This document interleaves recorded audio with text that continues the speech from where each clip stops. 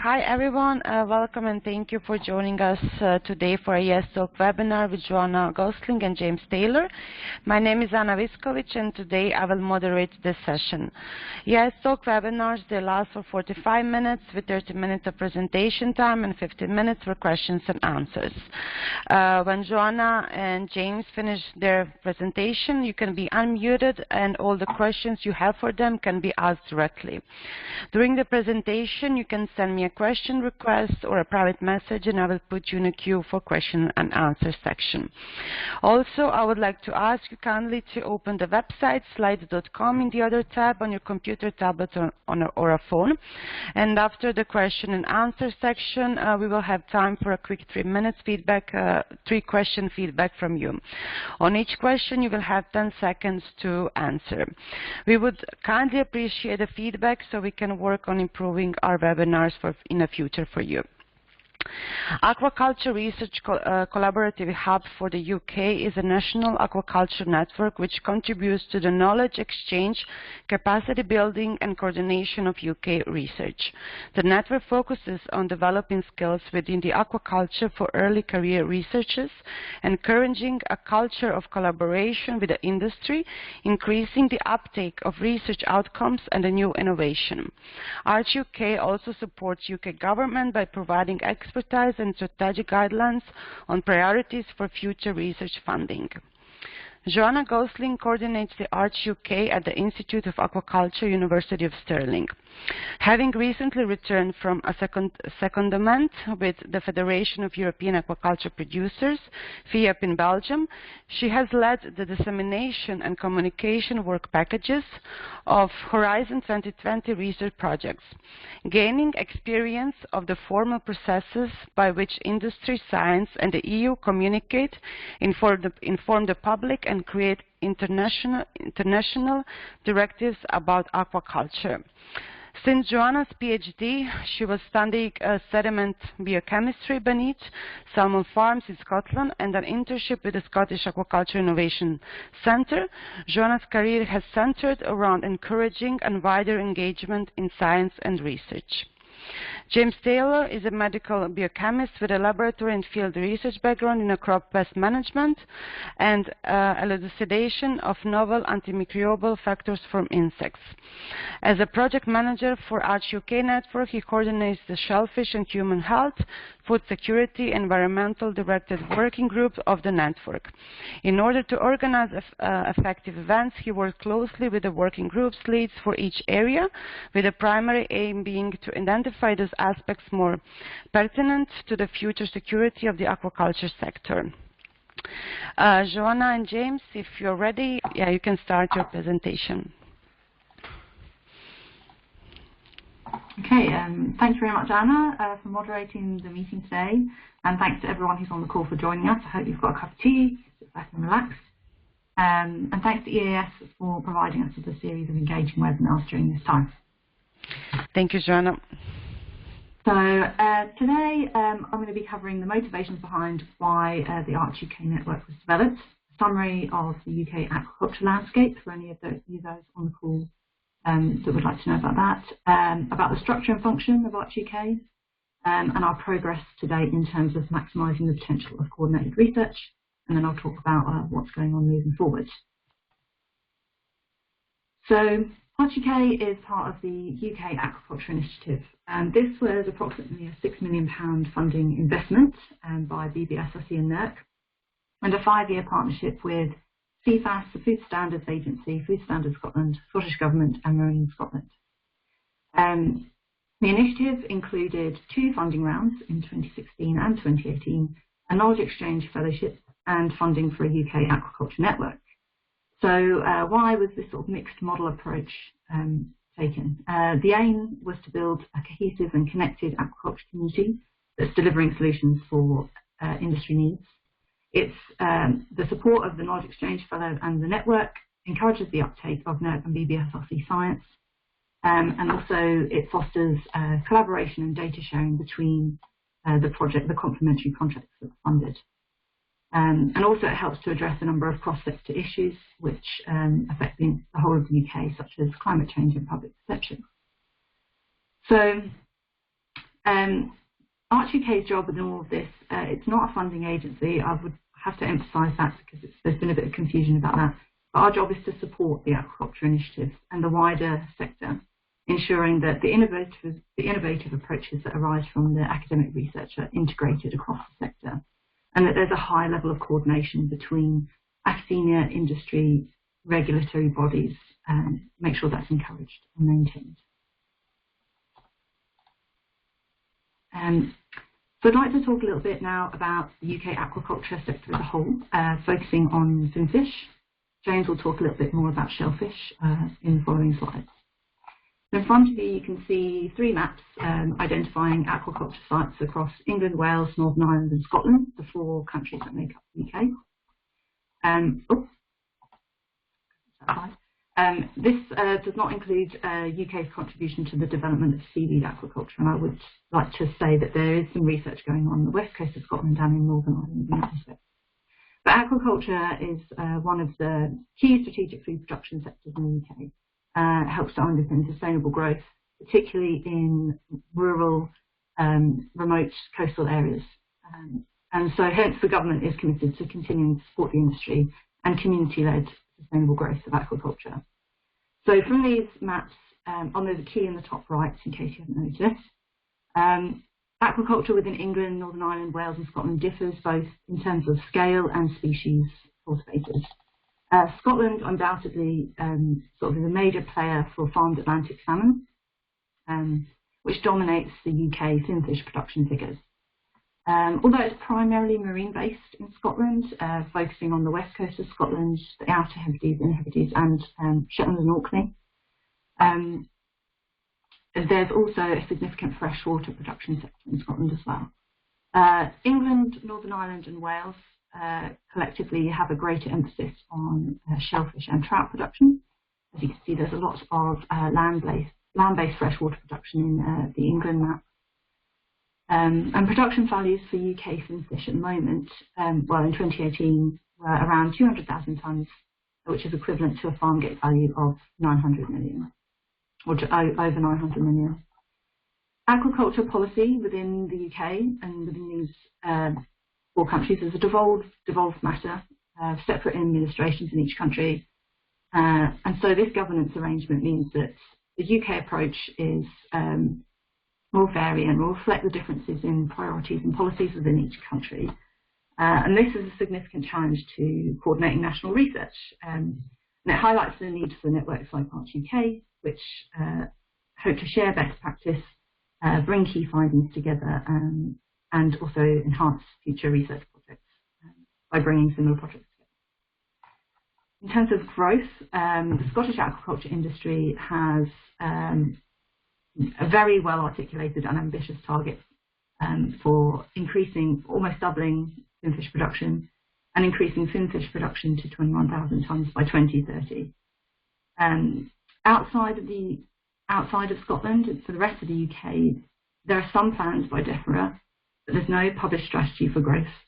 But it's recognised that we need a politically supported strategy for the future development of aquaculture in England, Wales and Northern Ireland.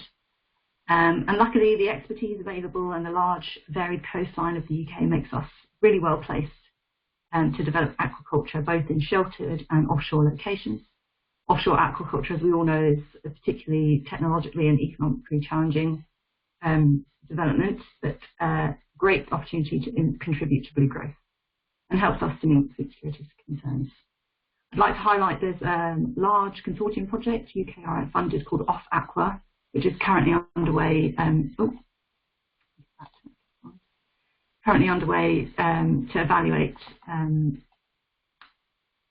To evaluate the environmental conditions that are required for the development of offshore aquaculture. And we've got information about all the UKRI projects on the Arch UK website, which you can have a little look at. But there's other new research currently underway to fully scope the available opportunities, such as multi-trophic aquaculture, new systems such as recirculating aquaculture systems, cooperative approaches, which of course share the costs and the risks and increase the likeliness of attracting funding and new partners. So RGK is really to unify the objectives, raise awareness, and make sure people know what current expertise is out there.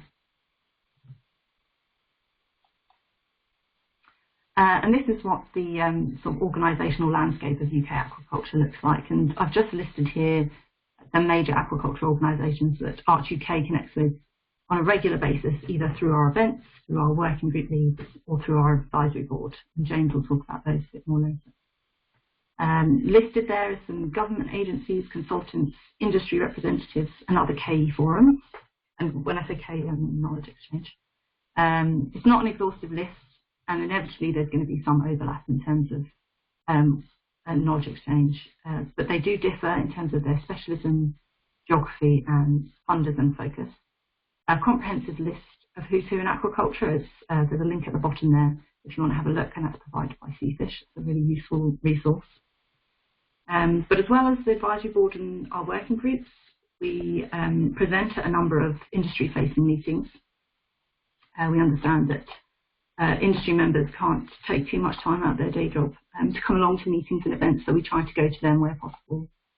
And we work with a large number of national and international academic institutions, which make sure that our events have the latest research innovations and that the UK maintains a strong position in global food security discussions as well. So we try to bring together all these organisations which improve relationships between stakeholders. We facilitate communication to increase the competitiveness of the UK as a whole, address cross-cutting issues, which are some of which are listed on the slide.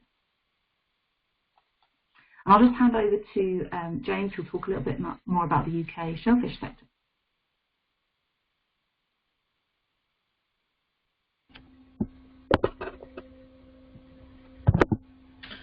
Thank you, Joe.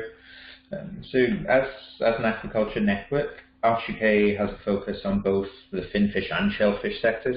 So I just want to give you a quick bit of flavour of our motivations for helping to grow the shellfish sector.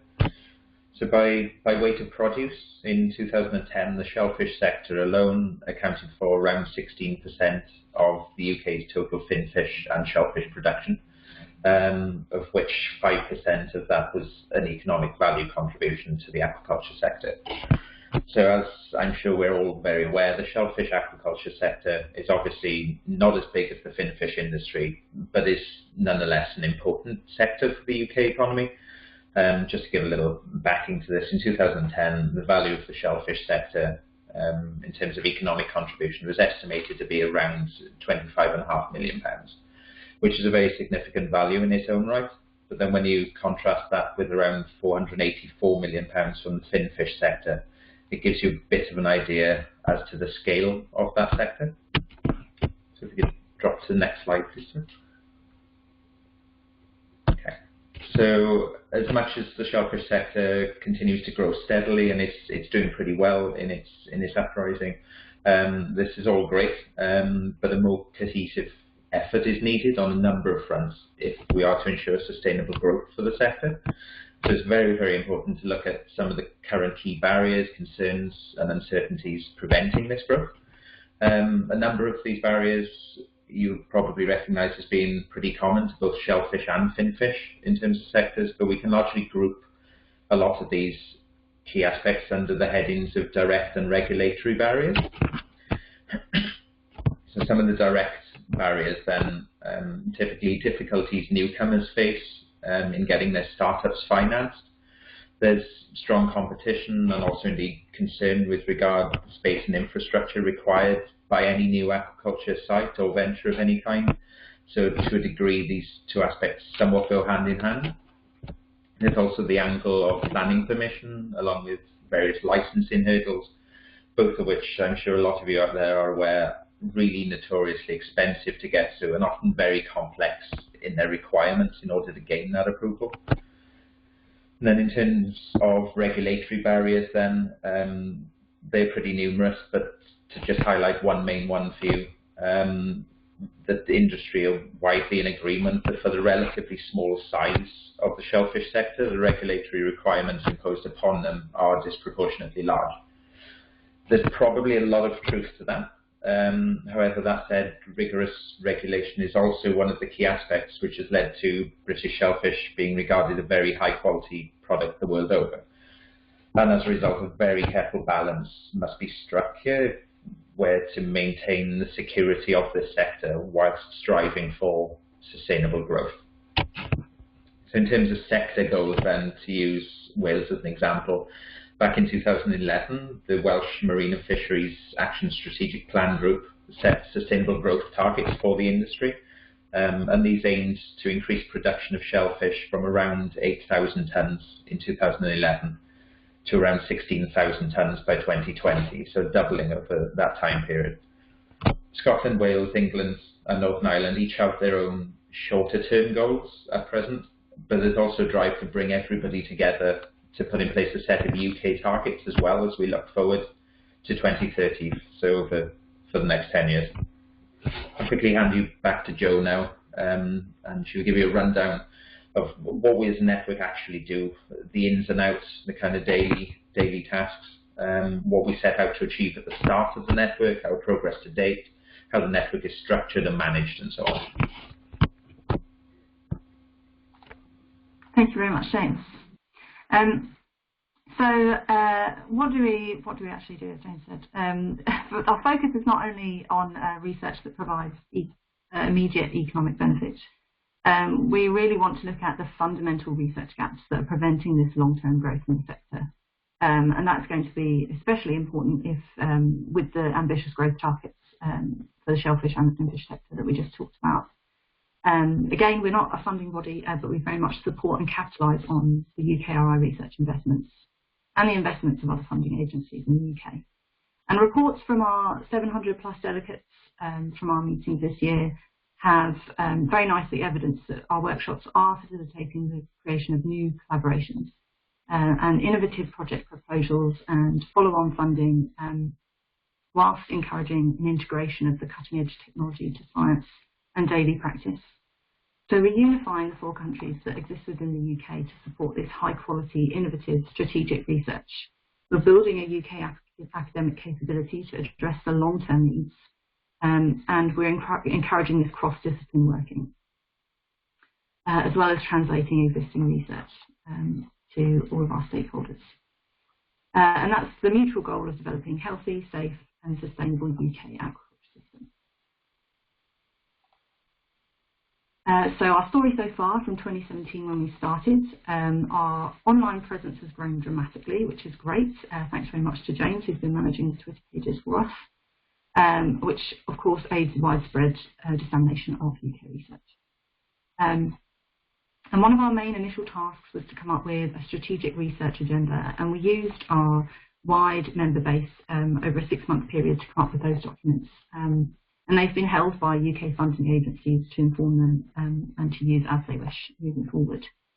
And those documents can be found on our website. And there's a link within the slide there, but you can't access it unless you are a member of EAS and you get the presentation from their website. So we hold an annual event as well to update the community on what's happening across the UK. We do that every year. Obviously this year we've had to adapt a little bit.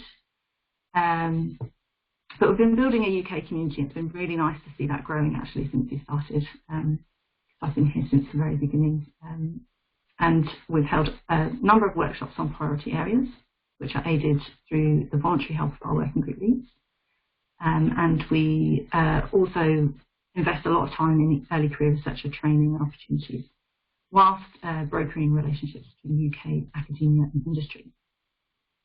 So we're moving into webinars, virtual training moving forward, and we hope to provide an update on UK aquaculture.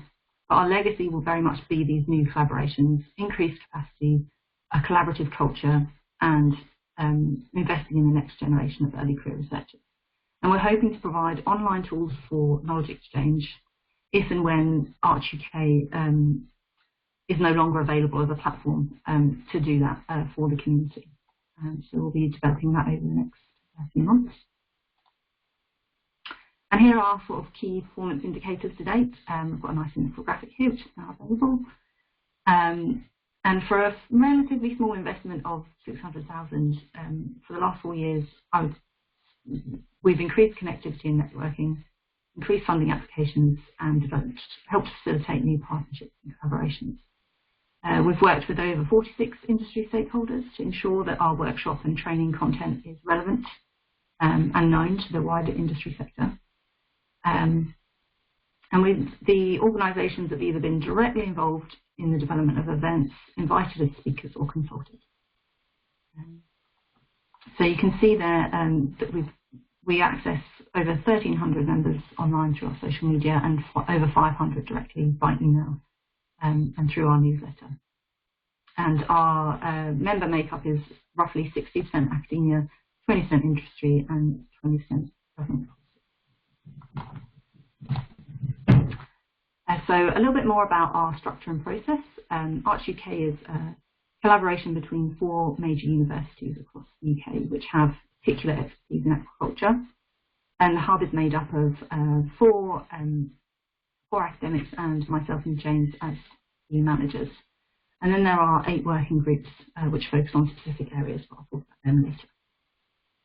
So Hervé Nagot, he's a principal investigator leading Arch UK from the University of Stirling. Professor Andrew Rowley is leading from the University of Swansea, and they provide academic expertise, decision-making and coordination. They're supported by the co-investigators, Professor Sam Martin in Aberdeen and Professor Charles Tyler in the University of Exeter. Then there's myself and James, who are in charge of sort of the day-to-day running of the network, general secretariat duties, communication, and a primary liaison for members and for the working group leads. And we also make sure that we're doing the correct monitoring and reporting process. And the working group leads have specific research and innovation expertise in the area, and they advise us on the training and research prioritisation that we need to do in that area. And then, of course, we have an advisory board which offers cross-sector perspective and expertise. James will talk about them more later. So I just wanted to highlight here, these are the 8 working groups. They vary in terms of size. Some of them focus on very specific sector issues, such as fish nutrition or shellfish health and disease, or they involve cross-cutting issues. So 2 of our largest groups are markets, economics, and social science. A bit of a tongue twister. Or working group 7, which is environment, climate change, and capacity. I just want to highlight the names that are above each of those squares. They're the working group leads and the ECR co-leads. And they work with us on a completely voluntary basis. And I have to thank them because the quality of our events wouldn't be such if it wasn't for them. And if you're thinking about running your own network in your region or country, I would think very carefully about the realistic amount of time that people with full-time jobs can give to this, but they've all been great at engaging with us, so thank you. And the ECRs hopefully gain a bit of management experience as well as increasing their networks and getting a bit of mentorship from their respective working group leads as well. So I've already talked about how we benefit our stakeholders, but I just wanted to put it on a slide there for reference. Moving forward, we'll go to James, who will talk about the contribution of our advisory board and who's in our advisory board.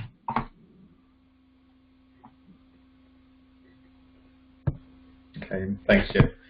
So at present, we have 11 members on our board, and they span backgrounds from industry, academia, policy, amongst others. And this variety of experience and background is very much crucial to our effectiveness as a network if we are to be all-inclusive as a sector and help facilitate effective knowledge exchange in line with the wants and needs of industry. And it's this aspect which is very much key. So in terms of some of the ways in which we work with the advisory board, and to give you a bit of a flavour, there are 6 key areas where they're involved. The first of which is direction. So with their wealth of individual experience and various sector representation, they're able to feed into the effective direction of our events, which allows us to address essentially those aspects deemed most pertinent to the sector if we are to ensure sustainability for the future of aquaculture. Another interaction we have with our boards is that of feedback, so the post-event evaluation, which provides a thorough and transparent reflection on our events, which obviously then feeds back into the planning stages to the benefit of any events that follow. And in addition, then on an annual basis, the network submits a progression report essentially to our funders at UKRI. And so the advisory board also have an input here in providing us feedback on this document, which again provides us an ability of being able to reflect on our progress and effectiveness as a network, as well as to better prepare as we look to the future. Network growth then, again with their varied roles and backgrounds, over the course of a year our board members will inevitably attend numerous conferences, workshops, steering group meetings, and sometimes even be involved with the advisory boards of other organisations. And so all of these duties in their variety, there's a form of engagement which is provides a very valuable opportunity to spread the word of the network, which ultimately allows us to extend our reach as well.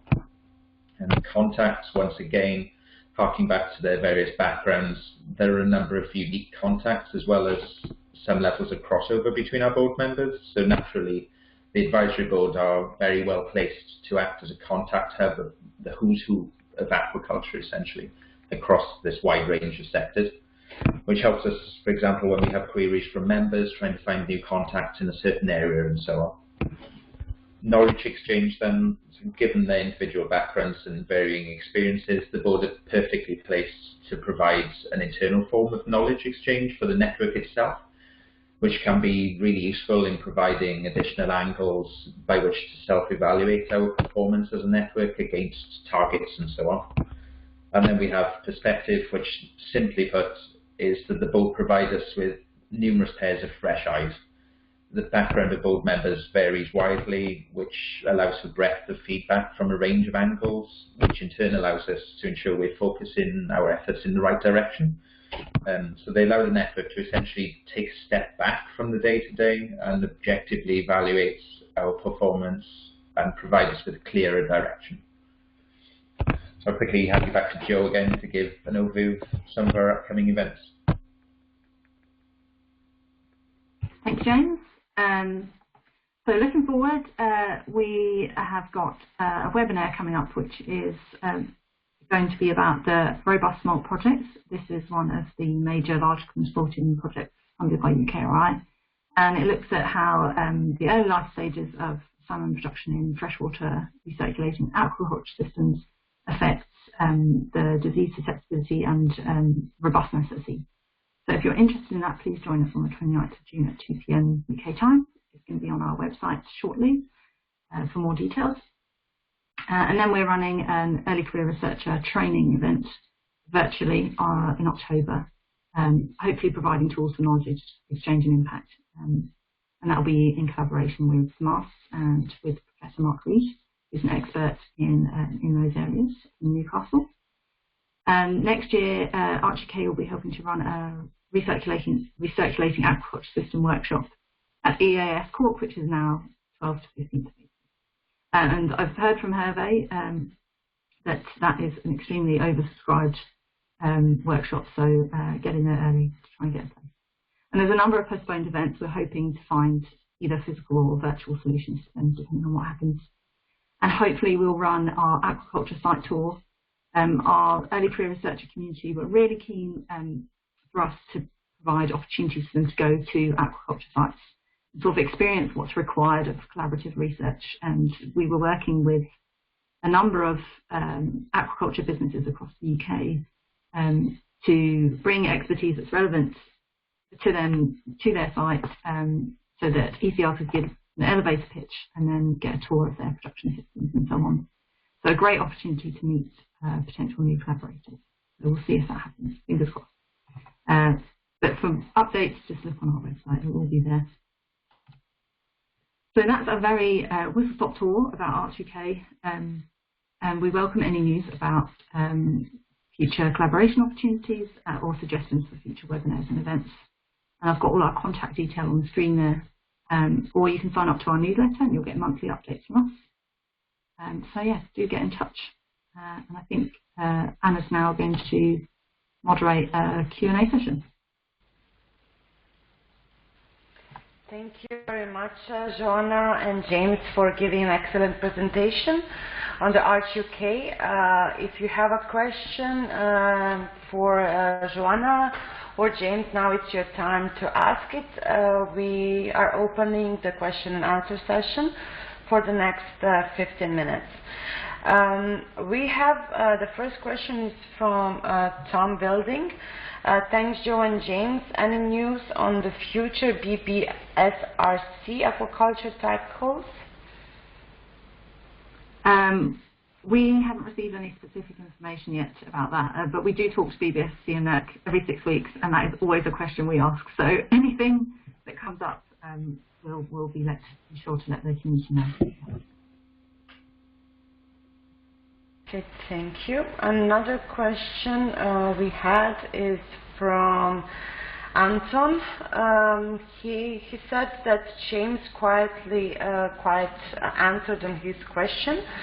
But so K representatives did not include SEPA and EA, but these are strong influences on the industry and should be included and involved in national discussions, particularly where the application of good science to regulation is needed, so and not to inhibit the industry unnecessarily or to raise the environment. Yes. No, that's a very valid comment, and we have actually looked at with working group 7 possibilities for giving environmental research updates to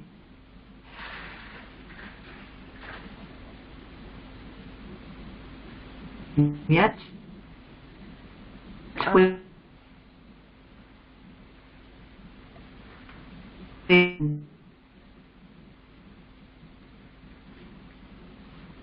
James, can you hear Joanna?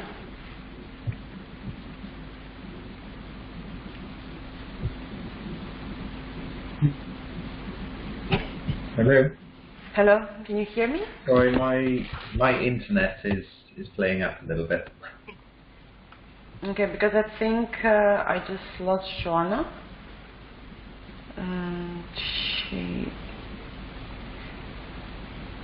Can you hear me? Yes, clearly now. My internet keeps cutting out. I didn't hear Joanna. Hello. Hello. Hi, Joanna. Sorry, internet. Yeah.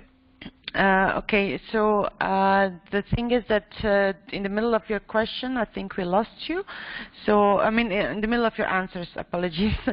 So maybe if you can say again your answer.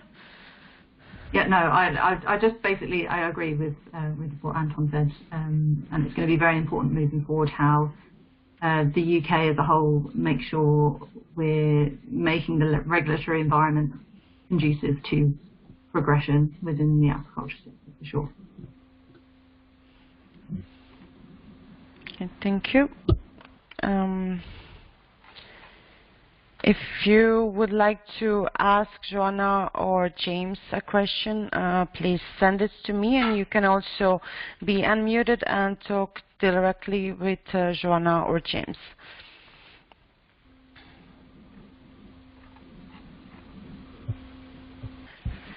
Hi, Alistair. Hi, Joanna, James, can you hear me? Yes.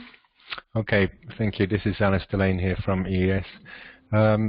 Arch is all in the name. It's an overriding arching body, but there are a lot of players in the UK, as you mentioned, in terms of your partnerships and all that kind of thing. When we look at a European level, we have the European Aquaculture Technology and Innovation Platform, and it has its mirror groups that they're trying to develop in all European countries. There's about 10 or 12 at present. If we are looking, or if you could give advice to other European countries that are looking to better coordinate research, achieve the objectives that Arch is focusing on,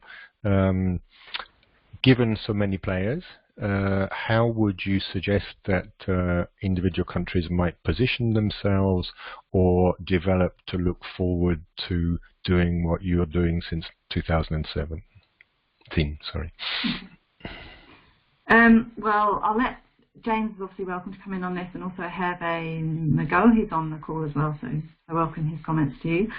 I think you have to start with a really invested group of people. Like I said, we have a lot of people volunteering their time to the network, but they're so important to help with the communication and dissemination of everything we're trying to do across the UK. So they are really key. And also, you need to understand that the network, it can't do everything. Like I say, we don't, we're not a funding body. And you have to be really focused about what exactly you're trying to achieve from your objectives. And what are the key metrics you're trying, like for example, for us, it's trying to encourage new collaborations and increase the number of applications to aquaculture research calls. So make sure that you've got a key focus for everything that you're doing. And then in terms of communication and your audience, I mean, you need to make sure you define your audience. So we try to think about, for each of the groups in terms of policy, academia, industry, what are we offering? How do they access us? What do they need from us? And that's a really important consideration as well. Yeah, I mean, we'll probably go through a period of reflection about Arch UK once it's over, and maybe we'll provide a document for sort of our lessons learned from running a national aquaculture collaboration hub. So we'll see. Thank you, Jo. Thank you, Alistair. Do you have another question for Joanna or James? Not at the moment. Are there other questions from the audience? At the moment, we don't have any other questions from the audience, but feel free to send me your question or a message that you would like to be unmuted, and we will unmute you.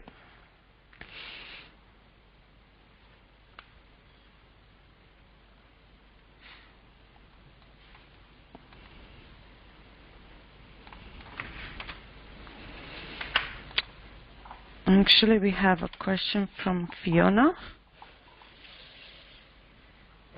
Fiona, can you hear us? Yes, I can. Can you hear me? Yes, we can. Yes, hello. I missed the first part of the seminar today, so apologies if I'm asking a question that's already been covered.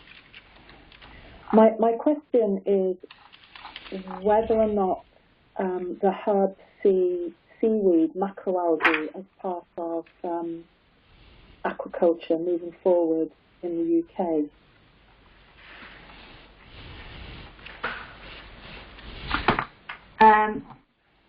I'll start with that question, but James, you're welcome to jump in.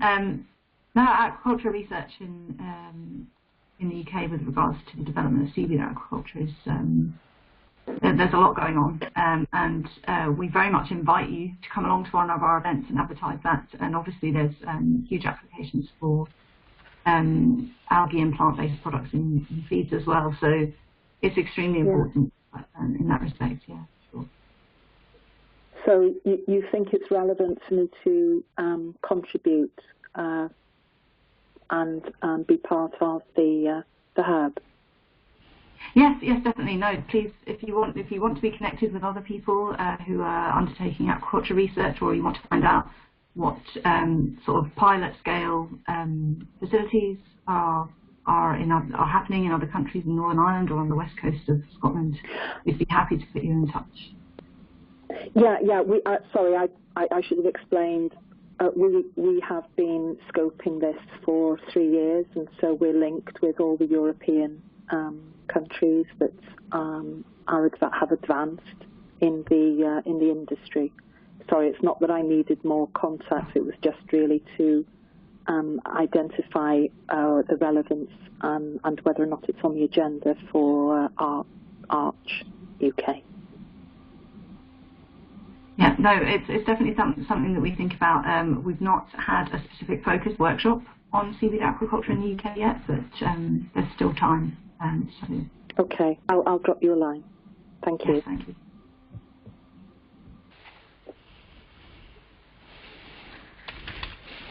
Thank you, Fiona, very much for your question.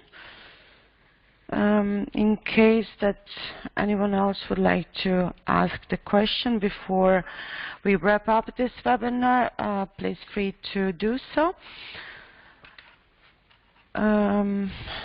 We have a question. The next one is from Sarah. Hi, sorry again. I'm Sarah Berento from Swansea University. And again, I apologize to begin with. I was in a different meeting at 1 p.m., so I didn't have the opportunity to see the beginning of this workshop. I suppose this will be available online. This is being recorded, and you'll have access to this, correct? Yes, correct. Okay, but I have a question. Maybe you've already answered this, but I was going to ask, not that different from what was asked before regarding seaweeds, but my question is a bit more general. What is the agenda in research area to have a more of how is the supply chains gonna evolve after this pandemic? For instance, seaweeds, I understand that there is we know how to produce them. One of the biggest problems is actually the processing and finding the products and selling them. And it's basically the value chain that needs to be developed. It's a new market, let's say, in a way. But for many other sectors within aquaculture, that's not the case. But maybe the supply chains need to evolve.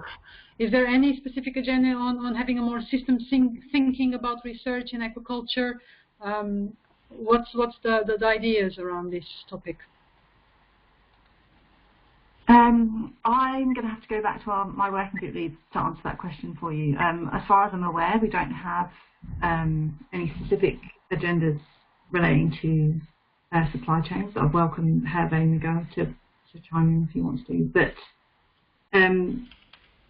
obviously no one knows what's going to happen after COVID. It's going to take a long-term period of recovery, I'm assuming, for the industry. But with those difficulties becomes new opportunities possibly for us to change the way we're thinking, as you say.